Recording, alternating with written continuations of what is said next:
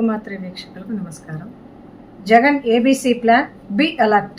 Jagan London tour గురించి అంతగా సంచలనమైన విషయాలు ఏ మీడియా చూసినా, ఏ వాట్సాప్లు చూసినా, ఏ సోషల్ మీడియాలో కానీ, పేపర్ కానీ ఎక్కడ చూసినా జగన్ మే 15వ తేదీన ఏదైతే లండన్కి బయలుదేరారో అక్కడి నుంచి ఈ రోజు వరకు కూడా పెద్ద సంచలనమైన వార్తగా చూస్తూ ఉన్నారు.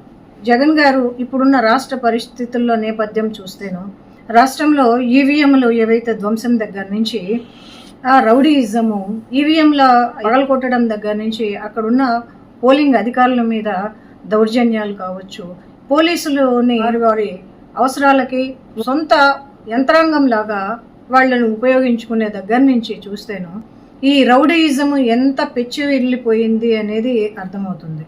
జగన్ లండన్ యాత్ర ఏదైతే ఉందో అది ప్లాన్ ఏలో భాగంగానే వెళ్ళినట్టు తెలుస్తున్న విషయం.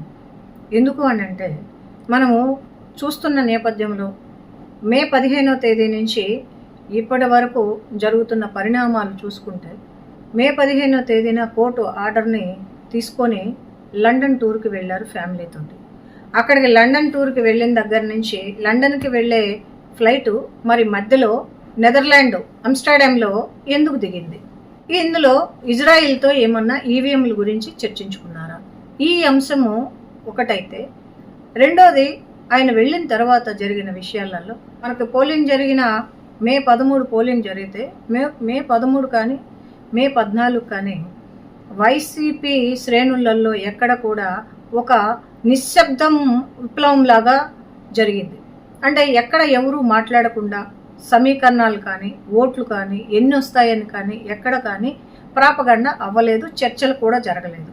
కానీ ఈ లండన్ వెళ్ళే ముందు ఈ ఐపాక్ టీం తోటి జగన్ గారు మాట్లాడిన విషయాలు ఏవైతే ఉన్నాయో బయటకు వచ్చాయో, వారితో మాట్లాడిన అంశాలు ఏవైతే ఉన్నాయో, వైనాట్ 151, 152 అని చెప్పి ఏవైతే మాట్లాడి ఈసారి కూడా మనమే మంచి మెజారిటీ తోటి గెలుస్తున్నాము అనే విషయాన్ని ఎప్పుడైతే ప్రెస్ మీట్లో కానీ బయటకు వచ్చిందో ఆ విషయము బేస్ చేసుకొని వైకాపా శ్రేణులలో కొంత ఉత్సాహము, మాటలు జరగటం జరిగింది.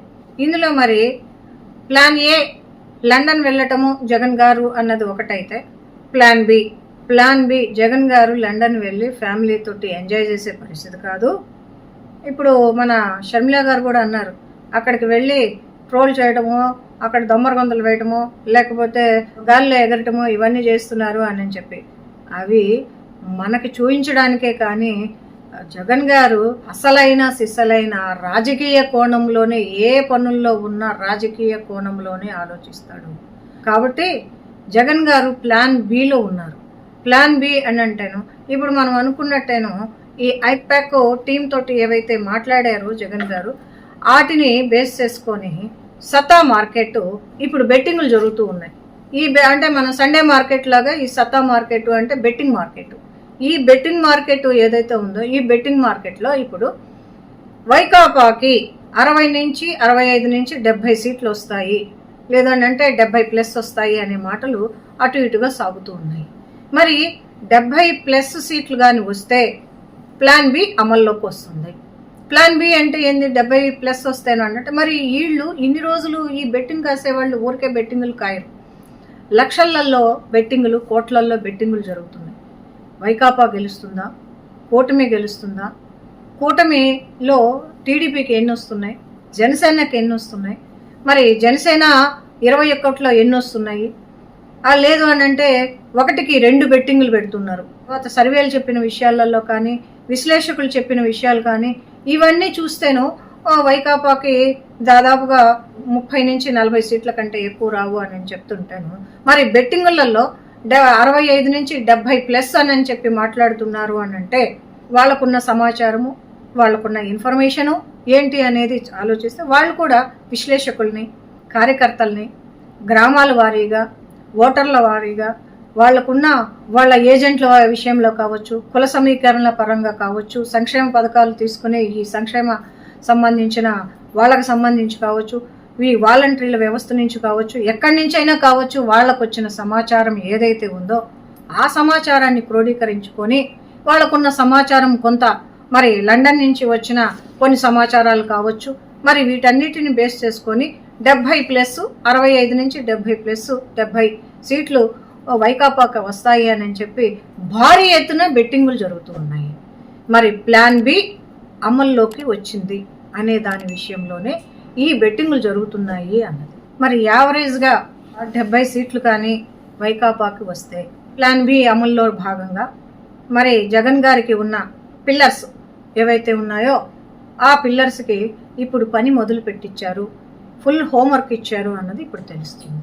వాటిల్లో ఎవరు మరి ఈ పిల్లర్స్ అని అంటే మనకు తెలిసిన విషయమే.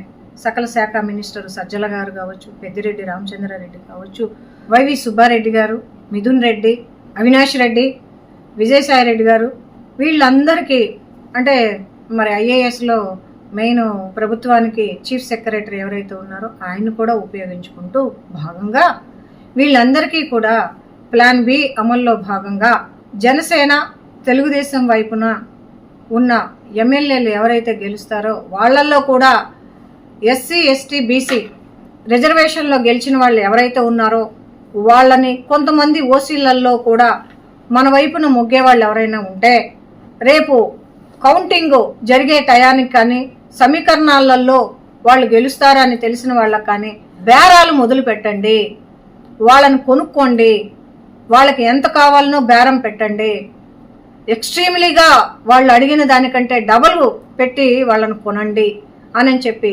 ఆల్మోస్ట్ ఒక 30 సీట్లకి వాళ్ళు ప్లాన్ చేస్తున్నారు.